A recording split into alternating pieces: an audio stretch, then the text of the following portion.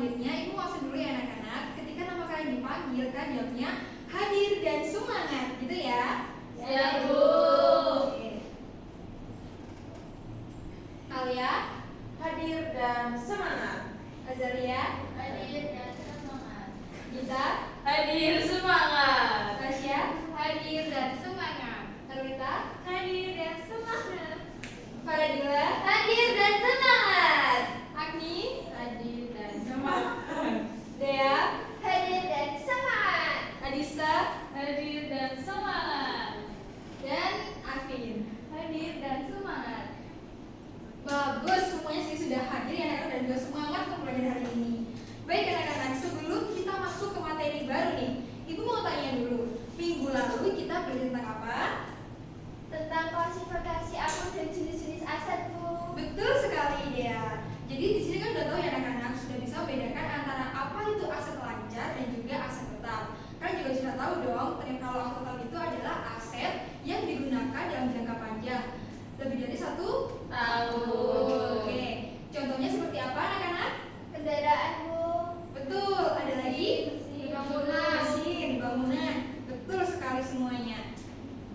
Nah, anak-anak, sekarang kita akan melanjutkan dari sana. Setelah kita tahu apa itu aset tetap, sekarang kita akan belajar nih bagaimana cara untuk menentukan nilai perolehannya dan juga menyusunkannya.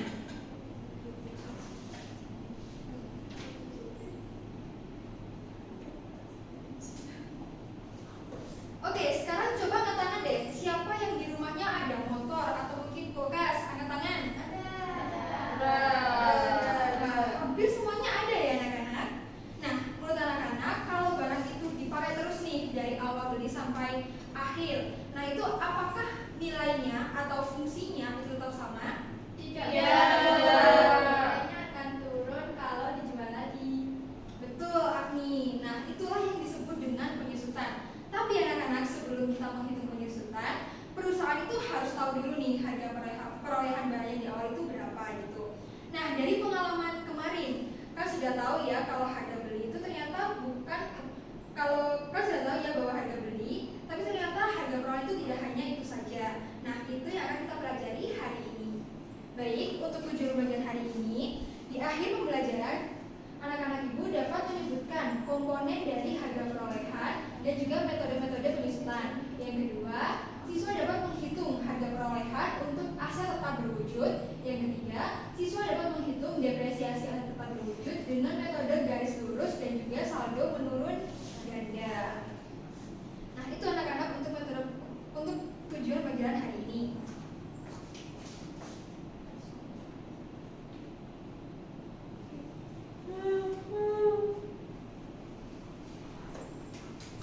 Baik, selanjutnya di sini Bu ada pretest terlebih dahulu. Nah, di sini nanti akan menjadi dasar kalian untuk menentukan kelompok. Silakan semuanya bisa scan untuk QR-nya.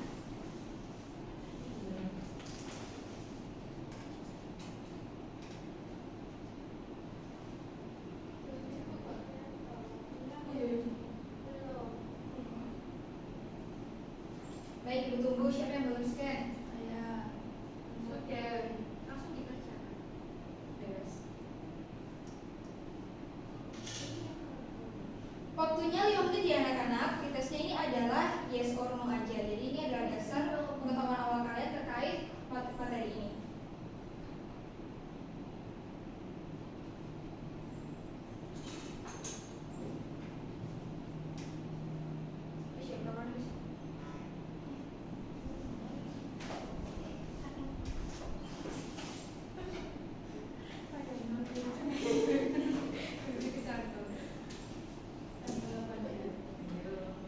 Oke, bagus. Semuanya sudah submit ya anak-anak di sini. Nah, selanjutnya Ibu akan menayangkan video terlebih dahulu. Silakan disimak.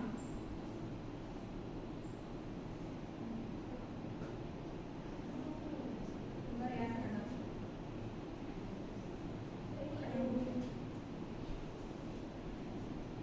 Harga perolehan.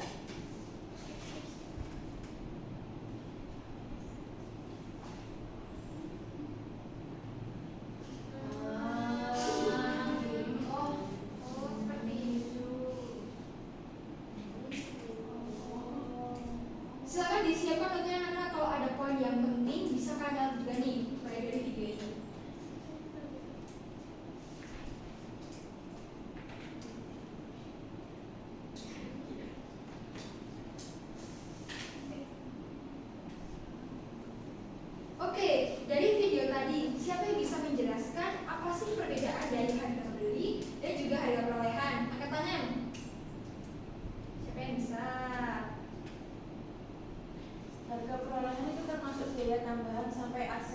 pergunakan ya Bu.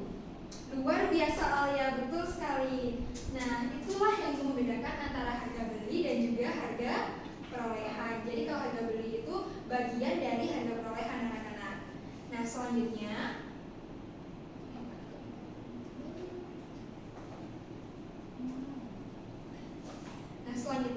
di sini Ibu menayangkan ada nota nih. Tadi kan kita udah tahu kalau pengertian dari harga perolehan itu adalah jumlah uang yang dikeluarkan atau hutang yang timbul untuk memperoleh aset tetap sampai aset tersebut siap dioperasikan. Nah, di sini ada gambar faktur pembelian apa anak-anak? Motor. Pembelian motor. Nah, di sini ada penjualnya namanya siapa, pembelinya juga siapa. Di sini ada Honda Vario, itu harga motornya. Lalu ada biaya ongkos kirim yang nilainya 600.000.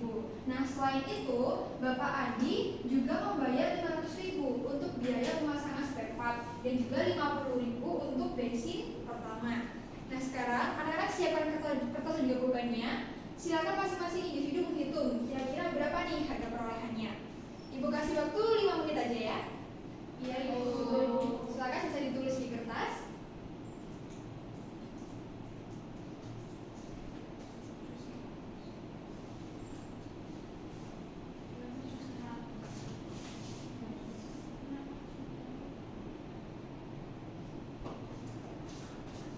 Oke, sudah 5 menit. Siapa yang mau menjawab dan juga maju ke depan untuk menulis harga perolehannya? Saya. Oke, Adista boleh, silakan.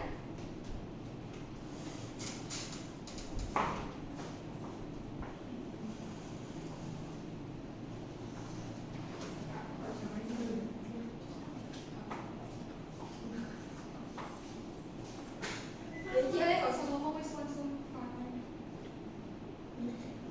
Karena aku gak bagus.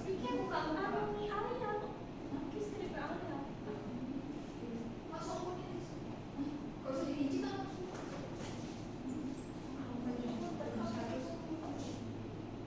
Oh, langsung ke. Iya, Iya. langsung 100.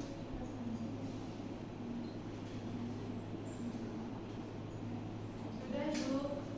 Baik, terima kasih Adis. Silakan duduk.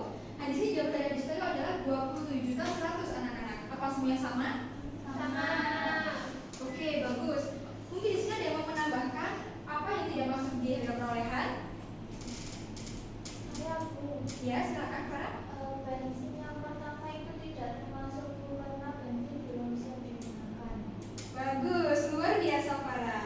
Jadi kesimpulannya anak-anak, dari harga perolehan itu rumusnya adalah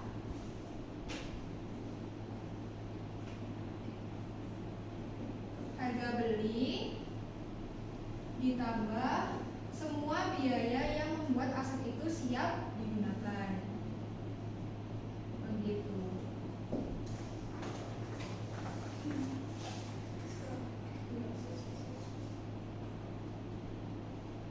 Nah, di sini Ibu akan memberikan contoh lainnya nih anak-anak. Kalian bisa buka aja langsung di PDF yang dikirimkan di LKPD bagian 2.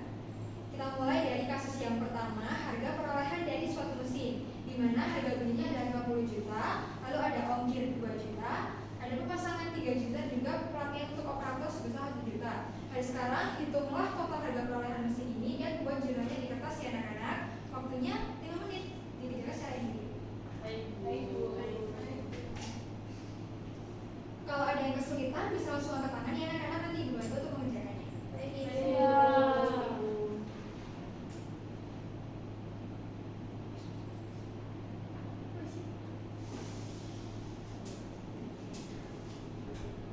Oke, waktunya habis. Silakan, mungkin Azalia bisa dijawab langsung. Nah, berapa jawabannya?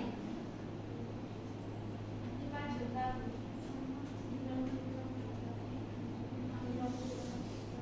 66 juta Bu. Nah, hebat. Sekarang semuanya udah paham ya anak-anak kalau nilainya itu bukan asal dari harga beli saja, tapi harga pro itu lengkap ya anak-anak. Oke, sekarang kita lanjut ke materi berikutnya. Oke, kalau gitu di sini gue akan menunjukkan jurnal dari perolehan aset tetap. Jurnalnya adalah aset tetap di debit, pajak, kas atau hutang usaha, tergantung kan dunia pakai apa. Dan nominalnya di sini kan masih XXX, itu diisi dengan sebesar harga perolehannya ya anak-anak. Oke, nah yuk main dulu yuk.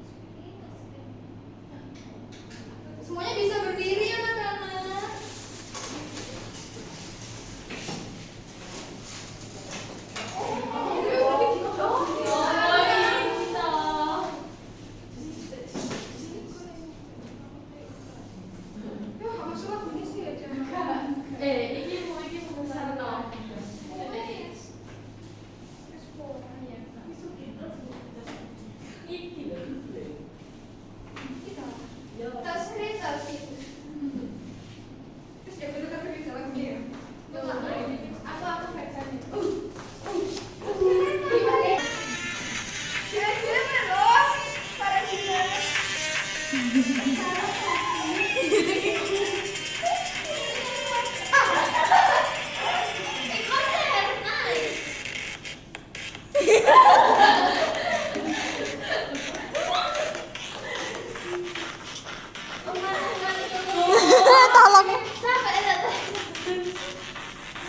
Sus. Ini terakhir.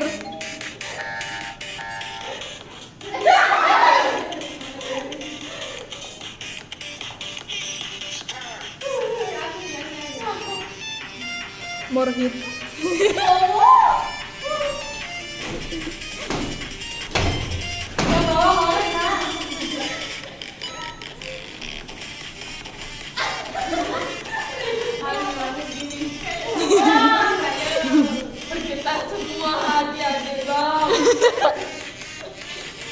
Wes gak sih, wes ya stop ya Rek.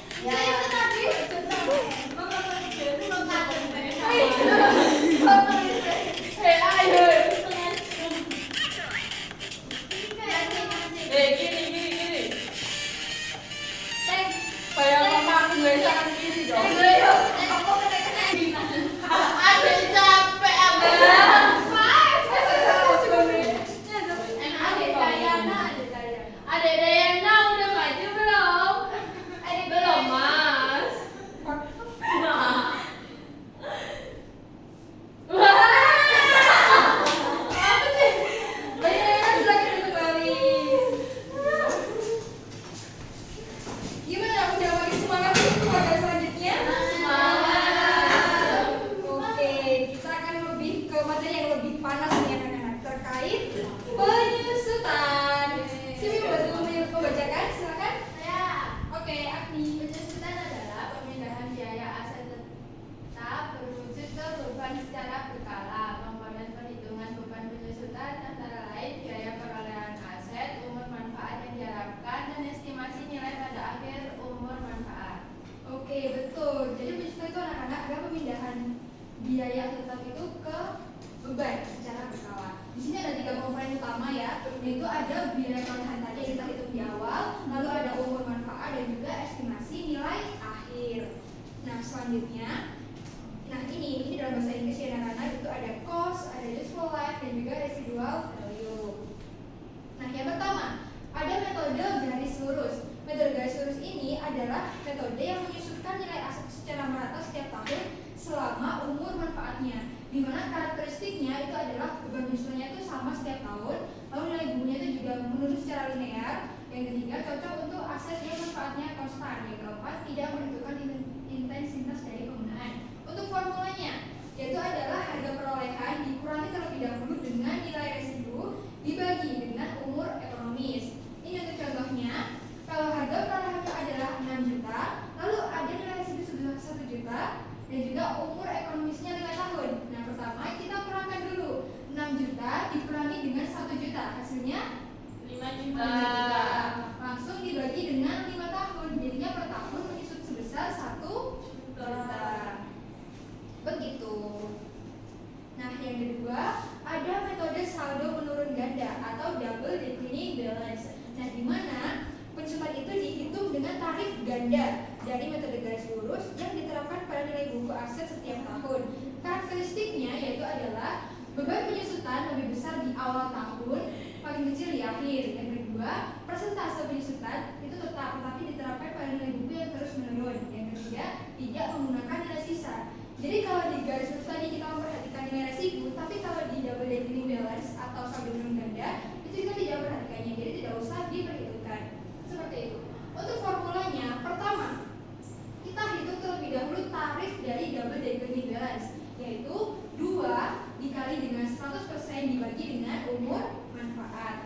Nah, setelah kita ketemu tarifnya, untuk menghitung berpenyusutan double declining balance ini, tarif tadi yang kita hitung dikalikan dengan nilai buku awal tahun. Kalau kita menghitung di tahun pertama, seperti itu. Kita langsung aja dicontoh ya anak-anak. Nah, ini untuk soalnya sama kayak tadi, tapi di sini langsung tertulis ada tarif 40%.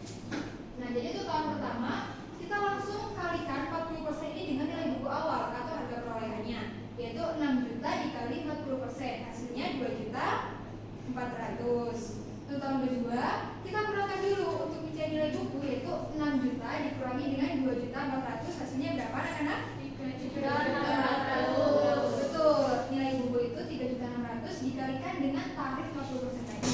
Hasilnya 1.440.000. Nah itu seperti itu lanjut sampai ke tahun terakhir. Oke, nah ini untuk tabel penyusutannya. Nah formatnya seperti ini. Ini akan membantu kalian untuk menghitungnya nanti. Yaitu ada kolom tahun keberapa. Ini lalu ada beban penyusutannya, lalu akumulasi penyusutannya, dan juga nilai bukunya. Begitu. Untuk jurnalnya, jika kita ingin menyusutkan, siapa yang mau membacakan? Ada yang mau membacakan? Ya, silakan kita. Jurnal pada nama akun ada beban penyusutan pada akumulasi penyusutan dengan harga sekian, debit dan kreditnya sama. Oke, betul. Nominalnya itu adalah sebesar dari beban penyusutannya ya, anak-anak. Oke, lanjut. Kita langsung ke pengerjaan LKPD. Setelah Ibu contohkan tadi, Ibu harap kalian bisa menerapkan di LKPD ini, anak-anak. Silakan bisa di-scan pengerjaannya.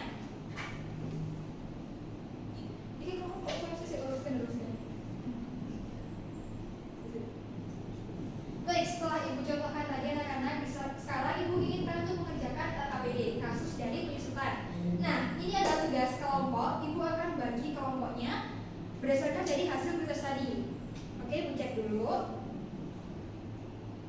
Oke, di sini ada 2 tertinggi nilainya. Yang pertama ada Gita Sinta dan juga Dea Puspita. Itu yang akan menjadi leader dari setiap tim. Gita Sinta kelompok 1, anggotanya ada Elita, Elvara, dan juga Azalia serta Alea.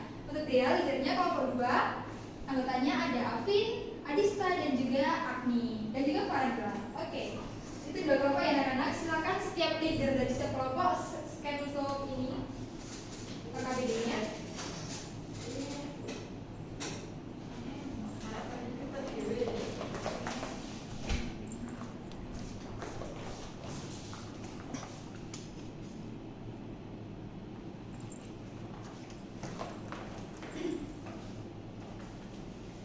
Oke anak-anak, untuk pengerjaannya kalian mau di Excel aja atau di kertas?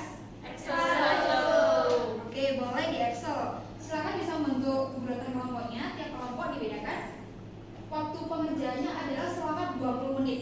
Cukup ya? Tuh.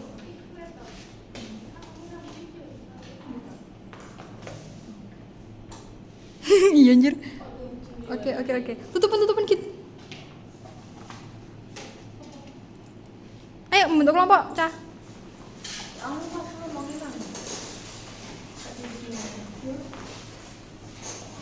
Oke anak-anak, silakan membentuk kelompok. Tiap kelompok, kelompok 1 dengan leadernya kita menghitung metode garis lurus. Kelompok 2 leadernya Dea menghitung saldo pengendalian. Oke, untuk pengerjaannya selama 20 menit cukup ya? Cukup. Baik, pengerjaannya bisa kalian lakukan di Excel-nya langsung. Selamat mengerjakan anak-anak.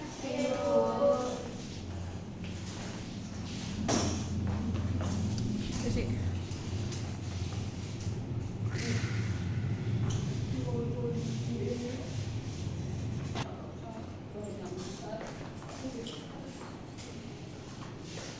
Bagaimana kelompok 1 ada yang ditanyakan?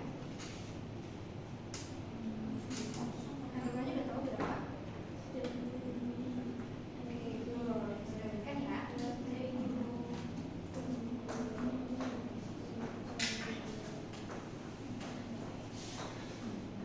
Kelompok 2 sampai mana? Sudah sampai dari tahun kedua. Oh, oke, udah tahu dulu ya. Berarti udah tahu ya tarifnya berapa untuk dapat yang beres. Ya, sudah, Bu. Oke, baik. Bisa lanjutkan ya. Ya, Ibu.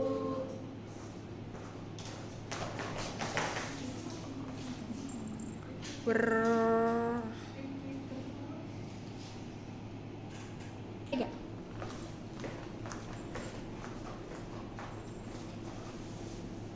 Baik, sudah habis waktunya. Sudah selesai semuanya? Sudah. Baik, sekarang waktunya kalian presentasi. Kelompok 1 menanyakan hasil penyusutan dengan metode garis lurus. Kelompok 2 dengan saldo berganda. Baik, pertama dari kelompok 1 silakan perwakilan 2 orang.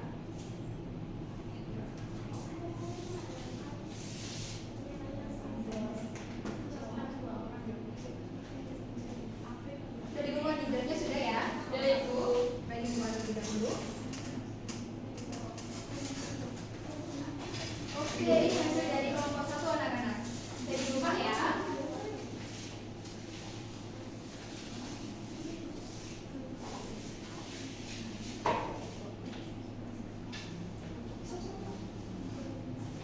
Nah, ini untuk metode garis lurusnya pada tahun pertama itu penyusutannya sebesar 10 juta, kemudian akumulasi penyusutannya juga 10 juta, dan untuk nilai bukunya 45 juta. Untuk tahun kedua penyusutannya sama. Untuk penyusutan dari tahun ke-1 sampai ke-5 itu sama 10 juta, kemudian akumulasi penyusutannya 20, 30, 40, 50, dan nilai bukunya 35, 25, 15, dan 5 juta. Baik, terima kasih kelompok 1. Yang lain apakah sama jawabannya? Sama. Baik, berarti kelompok 1. Selanjutnya, pengerjaan dari kelompok 2. Oke. Kelompok 2 warna ungu ya. Silakan perwakilannya 2 orang bisa maju.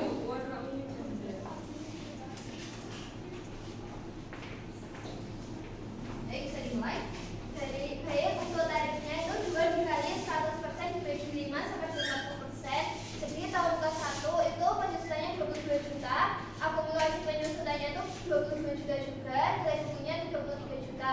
Lalu untuk tahun kedua 13 juta 200, 35 akumulasinya 35 juta 200, nilai bukunya 19 juta 800. Untuk tahun ketiga itu 7 juta 920, akumulasi penyusutannya 43 juta 120, nilai bukunya 11 juta 820 ribu. Nah, selanjutnya akan dibacakan oleh rekan saya. Selanjutnya untuk tahun keempat penyusutan sebesar 4 juta sekian, dan untuk akumulasi penyusutan 60 juta, 47 juta, dan nilai buku sebesar 7 juta. Dan untuk tahun kelima penyusutan sebesar 2 juta, akumulasi penyusutan sebesar 50 juta, dan nilai buku sebesar 4 juta 200. Oke, terima kasih kelompok 2. Gimana ya? Apakah setuju dengan kelompok 2? Setuju. Oke, betul. Berarti tangan untuk kelompok 2.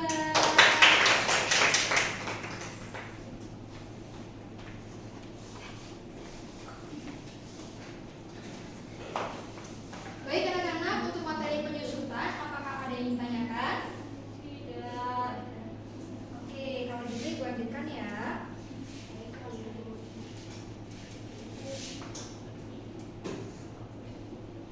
Nah, jadi anak-anak di perusahaan sekarang itu kebanyakan untuk penyusutan itu memang masih menggunakan ada yang manual, ada yang juga online. Tapi lebih sering mereka itu perhitungannya untuk keperluan pajak. Namun untuk pembukuan internalnya mereka biasanya itu menggunakan aplikasi. Salah satunya itu adalah menggunakan Accurate. Nah, di sini ibu ingin menunjukkan nih gimana untuk menyusunkan dengan aplikasi Accurate.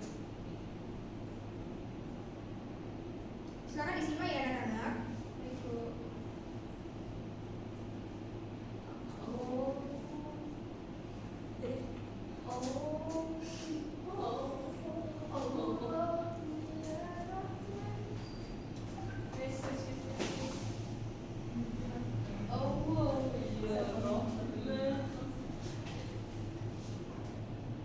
Nah, begitu ya anak-anak. Sekarang kita udah tahu nih bagaimana sistem itu bisa mencatatnya secara otomatis. Hebat bukan? Hebat. Betul. Menurut kalian lebih mudah pakai manual atau otomatis pakai aplikasi? Aplikasi. Nah, oke. Tapi ingat ya anak-anak, kalian itu yang menentukan logika di balik angka itu. Bukan sekedar hanya klik tombol saja, tapi kan juga harus tahu apa arti dari angka-angka itu. Oke anak-anak, dari studi kasus tadi nih, kira-kira mengapa perusahaan itu perlu memilih metode penyusutan tertentu, dan juga apa sih dampaknya ke laporan keuangan dan juga ke keputusan manajemen? Nah, menurut yang tahu kan? Oke anak-anak, itu yang harus tiap kelompok eksplorasi sendiri ya. Dan jadi dari masalah itu kan harus mencari data contoh kasus perusahaan, lalu kan juga menarik kesimpulannya nih, kira-kira mengapa perusahaan harus memilih metode yang sesuai dengan kondisi perusahaannya. Itu yang akan jadi pembahasan kita di minggu depan. Baik, kita lanjutkan. Lanjutkan, lanjutkan. Oh iya. Sorry. Gak usah ngapain di tengah itu hasil seperti Baik anak-anak, sebelum kita mengakhiri pembelajaran hari ini, silakan kalian buka link yang ibu berikan ini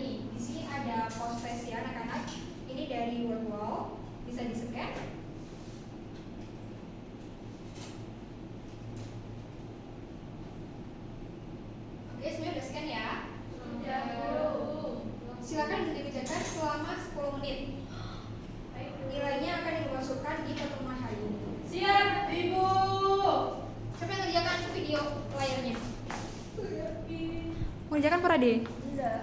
Jangan pernah habis. Ya kan. Aku sendiri. Sekarang apa? Aduh, aku nggak salah ya treasure apa? Jadi waco ya. Merem coy. Oke, nice. Tiga. Iki mu kilo. Apa Tiga.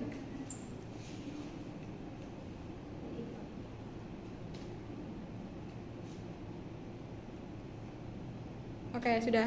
Oh, soalnya Dit, gue sorry. Bangnya apa men? Semari anjir pengen kayak gitu. Ya Allah, salah hafal.